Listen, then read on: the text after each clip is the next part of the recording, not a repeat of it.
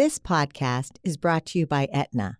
Learn how Aetna is working to build a healthier world by visiting aetnastory.com. Hi, it's Doro, and I'm so excited to announce that the Achieving Optimal Health Conference is just around the corner on October 26th at Georgetown University. For our Health Gig listeners, we have a special offer. If you sign up by September 20th, you'll get $50 off your ticket. Just go to achievingoptimalhealthconference.com and use the code HealthGig. Get ready to create a happier and healthier life story. People are yearning for information, having the opportunity to encourage people and to educate people and inspire people. It's amazing to be able to say we'll carve out time to take care of ourselves. There's something for everyone. Father William Byrne is a priest of the Archdiocese of Washington and currently serves as the pastor of Our Lady of Mercy in Potomac, Maryland. He attended Holy Cross and studied for the priesthood in Rome. Previous to his current assignment, Father Byrne was the chaplain at University of Maryland, pastor of St. Peter's on Capitol Hill, and secretary for pastoral ministry and social concerns for the Archdiocese of Washington. Father Byrne also taught homiletics to the seminarians of the North American College. He's also a star of radio and YouTube. More importantly, Father Byrne is a friend and is beloved in our community where he serves. Welcome, Father Billy. Welcome, Thank you. Father It's Billy. great to be here. It's so much fun to have you. Now, you came from a large family filled with remarkable individuals. In fact, we know some of your family. Your Sister Dee Dee, spoke at our conference, and your brother has fixed many of our family's body parts, including mine, my knee. So tell us about your family and tell us a little bit about your upbringing. I'm one of 8 children from the suburban D.C. I grew up, it was a vibrant, fun household, as you can imagine. Mom and Dad were faithful Catholics, but they also were fun Catholics. So we would go to Mass, but there would always be a good time. And my father was a doctor, and actually 3 of my siblings are all doctors, including Sister Dee Dee, who's also not just a surgeon, but is a nun who does surgery for the poor and was actually in the Army, called back into the Army as a surgeon and as a colonel into Afghanistan and as a nun. So An underachiever. an underachiever, exactly. She just wants all the attention, I think. So your family did influence you, though, to become a priest, or what was the biggest influence for you? My uncle was a priest, and so it was always part of the potential landscape. It wasn't something unusual in the family. And having been raised in Catholic schools, it was sort of always in the back of my mind. But when I was graduating college and I was thinking about being a priest, I went and told my parents, of course. And my mother said, you know, I'd love to have a son who's a priest. I'd hate to have one who was a priest. She said, go and do something you've never done before. And I was picturing myself sailing across the ocean or spelunking. And I said, like what, Mom? And she said, get a real job. And so I went and I taught school. And then after that, I sort of grew up a little bit and entered the seminary and was sent to Rome to study. And how old were you when you entered the priesthood? I was ordained a priest at 29. I went to the seminary at 24. And then it's been a fabulous roller coaster ride ever since. What I expected is not what I ended up doing. And I have loved it. This year is my 25th anniversary of being a priest. And I'm more joy-filled and more delighted each and every day. It's a never-ending source of fun and joy, even in the midst of really challenging moments. Yeah, which we want to talk about. Can you talk to us about the crisis the church is going through and your thoughts and what you're doing and what you're seeing and what is the future? Well, I am a chronically hopeful person. So I always believe and trust that God is always going to bring out the best. I mean, that's the season we're in right now. It's Easter. The story didn't end with death. It ended with new life, or continues with new life. And so it is that a cursory glance at the history of the church makes us realize that this is not the only time we've faced a systematic crisis, especially in leadership. But I believe that the Lord is using this as an opportunity to heal, to make strong, to bring new life, and to engage people on a different level, that it's not just a top-down discussion, but a capacity for a well-informed laity to have a voice in all of this. And so, interestingly enough, our mass attendance at Our Lady of Mercy is up throughout this year. you'd think it would be the opposite. And Right. we had 15 people come into the church. 5 of them are all as adults at Easter, 5 of whom were baptized. This year, 15 men entering the seminary for the Archdiocese of Washington. Any diocese in the world would be envious of that. So there's these signs of life and vitality, which are, I think, just proof of my own instinct that God is bringing new life continually. So it's not the time to walk away. It's the time to step forward and be a messenger of hope and, of course, of healing for victims and for those who have suffered at the hands of the church and her ministers. All of this is about bringing new life. And I think it's a really exciting time, not just to be a priest, but to be a layperson engaging in this whole process of healing. I think in the community that we're in part of your community, I think the one thing that we witnessed with you or see with you is exactly what you just said. It's not a time to just stay in. It's a time to go out, and we see you everywhere. And I think that is a great message. It shows us, the community, that you're standing tall and that you're there leading us a certain way. And I think that means a lot. I know a lot of people that are disgruntled, obviously. Have you ever seen it? Has anybody come up to you and said it to you? Or how do you handle it at the grocery store? Well, what I did was, I think radio silence was a big mistake on anybody's part. This was a time to step up and really put it out there for people and give people an opportunity. So I preached on it a lot. I also held listening sessions. I brought in opportunities for people. And it was very challenging. When we had the one listening session, people were angry. And I knew they weren't angry at me, but I was the only face that they could talk to. And so they were animated and angry and screaming even some about what needed to happen. Quite frankly, I felt like I was the Delta Gate agent when the flight had just been canceled. Like I didn't have anything to do with it, but I'm there standing getting people's ire. Yeah. But I realized at first my hackles were up, and I took it to prayer, and I said, no, wait a second, this is the privileged place. They needed someone to talk to, and the Lord asked me to be there to receive that anger and help them articulate. We also had experts on canon law to talk about the role of the laity. I brought in priests who do formation to explain just what the process is. You know, there's been a characterization as if this is somehow a current issue. Yeah, it's a current issue in that we're discovering things now that had happened in the past. But statistically, the drop-off is 20 years old in terms of when these atrocities, most of them happened. And many of them are 30, 40 years ago. So I think it was shocking because there was this sense of cover-up. And what happened, quite frankly, in my opinion, is that the bishops that were trying to move things around and keep it quiet were doing to avoid scandal.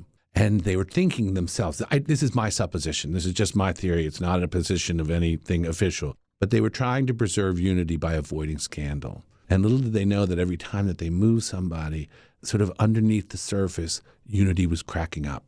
As soon as that all came tumbling down, then there was a greater disunity than if we had just dealt with it as we now know we should have. And as you were saying, it's new life now. Those cracks now maybe can allow light. That's exactly it. It's like a broken heart. Mm-hmm. A broken heart lets light in and lets love in. And sometimes it takes that pain in order for us to really become most fully alive. Well, thank you for sharing your thoughts on that, because I know that that's something many of our listeners are thinking about, and it's a tough subject, but we really appreciate you sharing your thoughts on that. Come home. Yeah. Come home. Mm-hmm. So I love that the priesthood makes you joyful, but could you imagine what your life would be like if you had not decided to join the priesthood? It's an interesting question. First of all, I think I would be, if I didn't know the Lord and he were not in my life, which is not really the same question you're asking, I think, boy, what a mess I'd be. I'm a mess right now, but I'd be an even bigger one if that were the case. I was about, maybe 15 years ago, our friend Loretta, she and I had been traveling together with a whole group of people when we were in college and we were in France. I guess one night with some vino, I had told her that I was thinking about being a priest. So fast forward all these years, I'm a priest now for, 15 years, when she discovers her journal from that trip. And in the journal, she said, Billy told me last night he's thinking about being a priest. I don't think he'd be a very good one. She said, first of all, he's not very religious, as I think a priest should be, and he's a little selfish. And she said, it's funny now that I couldn't picture it now, and now I can only picture you as but a priest. So it's a hard question for me to answer because I can't separate. It's Right. part and parcel of who I am. It's not something I do, it's who I am. Right. Who would you say is your greatest mentor? My guess would be Jesus, but in addition to Jesus, maybe. Yeah, and the thing is that I believe the job of being a pastor is about 90% listening. And most people think it's about 90% talking. And I think the more listening you can do. So the number one listening is to God, to Jesus. So I do a holy hour every day. I spend an hour in meditative prayer and spiritual reading, and I do that every day. And it is essential. It's essential to be able to get centered, to get quiet, to be in relationship. Christians don't believe just in a book or a set of rules or a catechism. It's about the person of Christ. So it's about staying in relation with that. So that's number one. But I have a whole bunch of priests that I still do. And I will call up Monsignor Enzer when I need advice on this. He's the head of Catholic Charities. And I think of different priests. I'll even bounce stuff off of the younger clergy just to get their feel. I try to have them for dinner on Saturday nights, a bunch of guys that were students of mine when I was chaplain at the University of Maryland that are now priests of the Archdiocese. We get together often. But it's just valuable, I think, to get as many ears as you can. I have a weekly staff meeting, and I invite everybody, the secretaries, everybody involved. I want as many ears hearing an issue as we possibly can. And I understand that at the end of the day, I'm going to make the decision. But I rely deeply and heavily on all different kinds of people, even bouncing things off of our beloved trainer, Phyllis. Our dog trainer. Oh, yeah. And We our all physical share- trainer, Teresa. Right. Okay, the three of us share the same dog trainer and the same fitness trainer. Yeah. We're family. We're family. Yeah. So when you talk about being a priest and we can see and we can witness how you live your life, is it something that you think many people should consider? Or how do you, if someone is thinking about joining the church, is there advice that you give to them, or how do you go about that? Well, there are two different questions. And are you recruiting a lot or not? Well, I mean, hopefully each of us by our own station of life is constantly recruiting, drawing people by seeing how we live our lives joyfully. Just to see when Danny was so sick and to see how you delved into nutrition and all the different elements. Like, to me, that was inspiring. A lesson in marriage is supposed to be an example of how Christ loves the church. Well, I saw it in you all. It was a beautiful thing. So I believe that people are called to different ways of life. Many people think that in this culture that happiness is a goal. Like, I want to achieve happiness. And then they end up setting themselves up for the sort of next thing. So when my kids get into high school or my kids get into college, then I'll be able to relax. And when I get retired or whatever, people are constantly living in a not yet. But it's a shame because everything is being revealed in the now. So happiness is not a destination. Happiness is a byproduct of doing the good, of being yourself. Is most fully alive, as St. Irenaeus says. The glory of God is man most fully alive. And women, happiness is not the destination. It's the experience of being in the right place and embracing wherever you are, of doing the good and seeking to bring about the good. And to each of us, that's being called in different ways to do that in each and every moment. For me, I really believe that it's a vocation, that this is the reason I was put on this earth, was to serve in this way. And that Tricia and Doro, you both have your paths, but it's not a path that you whack out of the jungle. It's more like the many roads, but you know which is the right road, and you follow that road correctly and try to do it as lovingly and joyfully as possible. And then you know peace. I think that for young men to see a happy guy who is alive in the spirit, it is appealing, without it being necessarily a sell.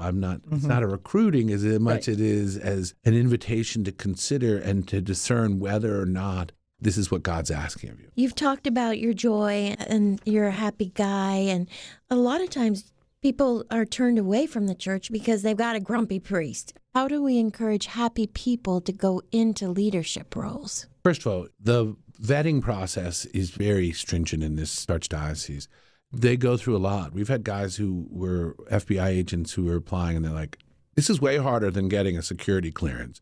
We're looking for human qualities, not just the capacity to be prayerful or to be able to learn theology, but to be a happy man of God is something we look for. And if you don't see it, well, then that's a sign that the Lord's calling you to something, but it's not this. Yeah.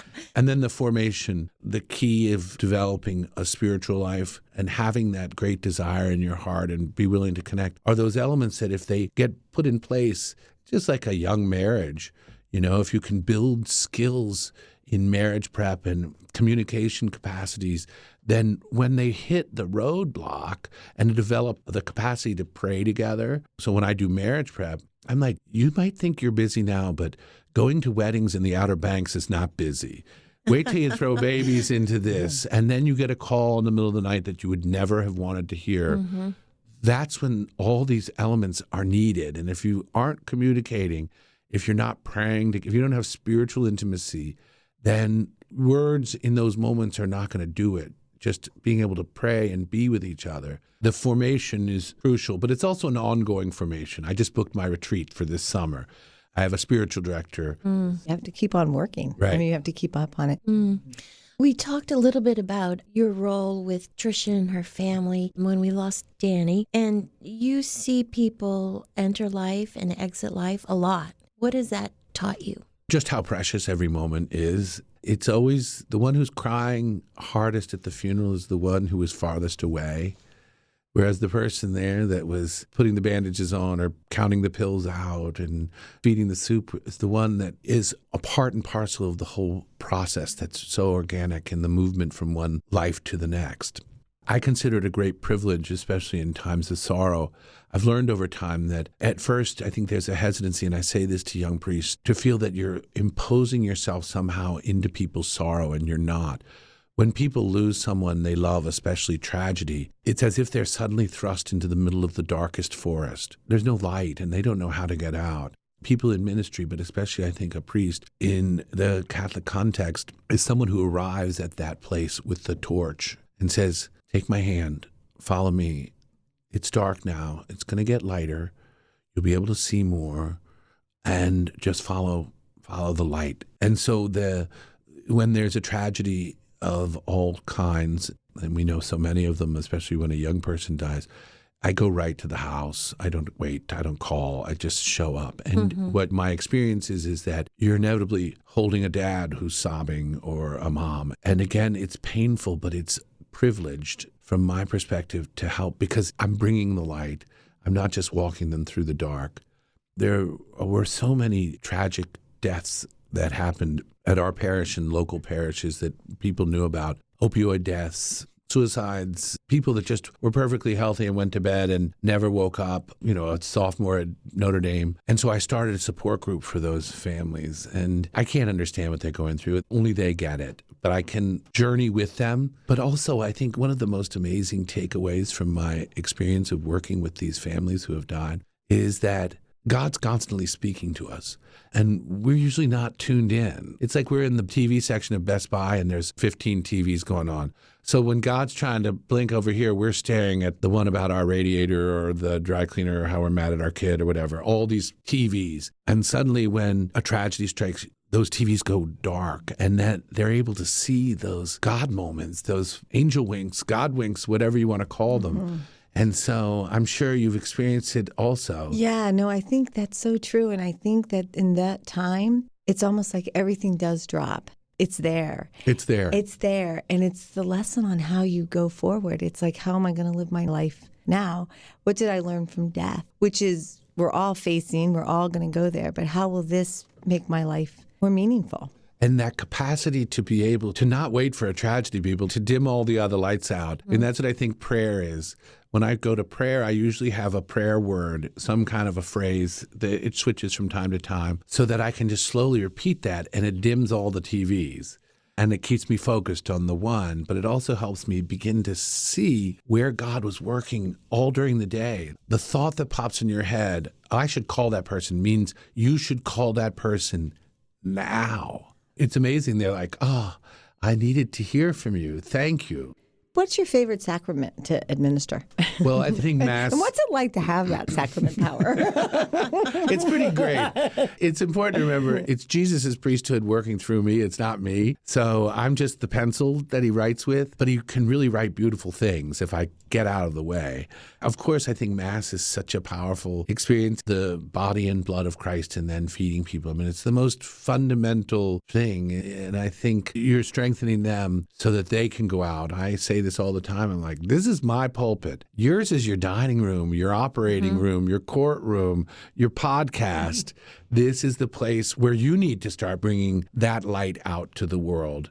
So I can feed you so that you can feed others. So there's a powerful movement that it's not just, oh, yeah, okay, I check that box. No. When we say the Mass is ended, go in peace, we mean get out of here. Goodbye. Bye-bye. Go out and transform the world, because I don't know if you read the headlines. It needs it bad. We're going to shift for a second.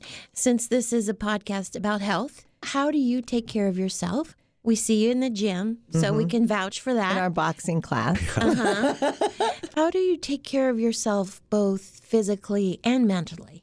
So one of the things that I've done, now it's been a little struggle with Easter and some goodies around, is I've gone off sugar.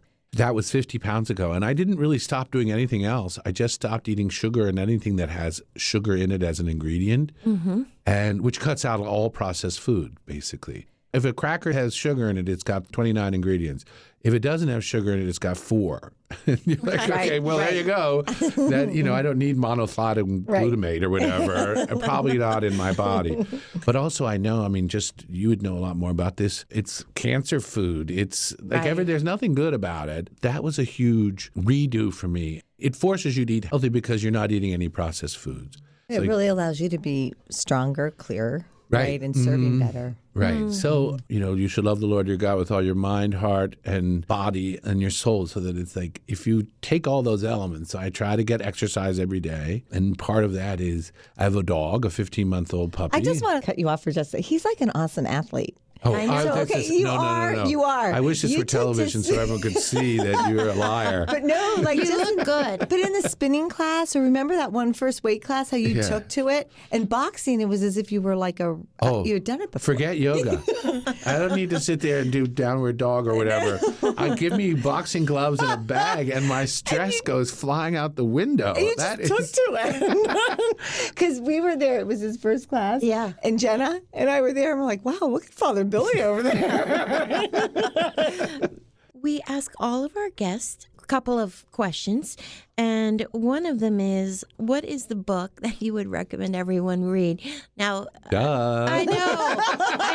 That just sounded so stupid. So I think it's the favorite book and favorite quote. So favorite book is the Bible and favorite quote is anything in the Bible. Okay, besides that obvious answer, I would have to say a book that I reread frequently is Evelyn Waugh's Brideshead Revisited. The movie wasn't good that was made recently, but the one that was a PBS thing years ago was like one of the first kind of binge-worthy PBS with Jeremy Irons. And it's set in early part of the last century through World War II of a wealthy, noble family, the Marchmains, and they're Catholic in British aristocracy. But the story is told through a friend of one of the sons and his interactions with the families. But it's really the story of grace. And it's beautifully written and it's captivating. And I go back to it about every couple of years for a redo, because it's a story really about grace, even though you might not realize it, and how grace is God's working in all these different unbelievable ways. So that's probably a book that immediately comes to mind. The favorite quote is a harder question for me. I have on my memo section on my phone, it's all quotes.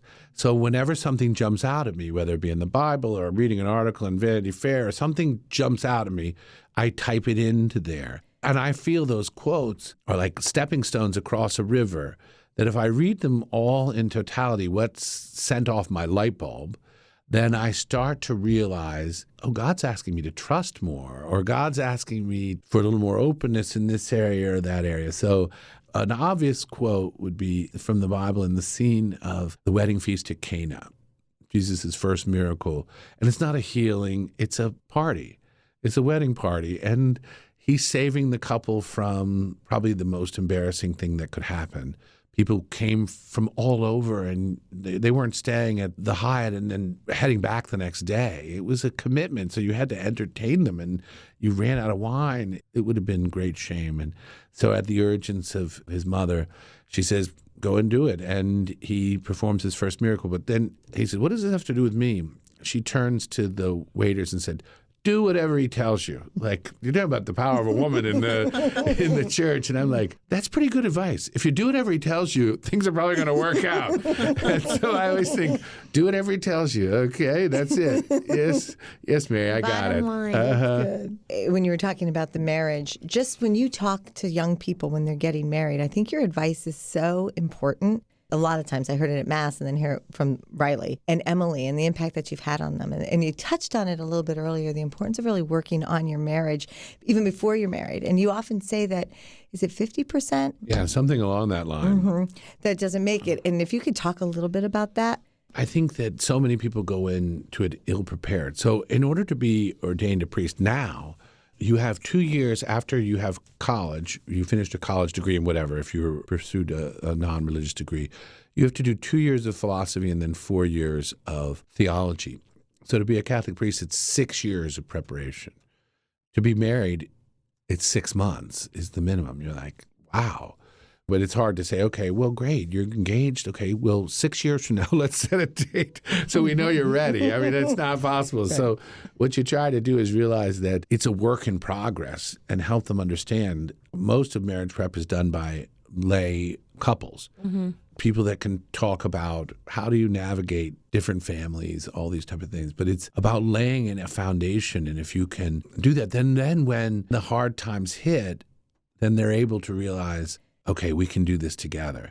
The one big mistake, I think that I cringe when I hear it, is when people say, he completes me or she completes me. I'm like, oh my gosh, you guys are headed for disaster. Because if you're asking that person to fill the hole in your heart, right, you're asking them to fail. Nobody completes us but God. The person accompanies you through the incompleteness.